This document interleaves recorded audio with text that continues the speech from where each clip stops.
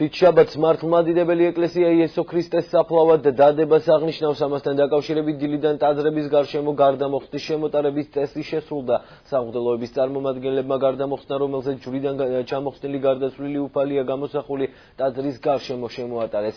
გარდამოხსნის შემოტარების წესს საღვთო ლიტურგია მოყვება და მორწმუნეებს წმინდა ზიარების მიღების შესაძლებლობა აქვთ. გარდამოხსნის შემოტარება სიმბოლურად მაცხოვრისთვის წესის აგებასა და მის საფლავში დადებას განასახიერებს. სახარების მიხედვით საფლავში დაპლულ უფალთან დილა ადრიან მენელსაცხებლე დედები მივიდნენ. მათ ნელსაცხებელი მიჰქონდათ, მაგრამ საფლავის ლოდი გადაგორებული დახვდათ, ხოლო უფლის ანგელოზმა მათ აუწყა, რომ უფალი აღსდგა. დიდ მარხვა 17 თებერვალს დაიწყო და 15 აპრილს აღდგომის ბრწყინვალე დღესასწაულით დასრულდება. გარდამოხსნის მსახურებას უწოდებენ დღევანდელ დღეს.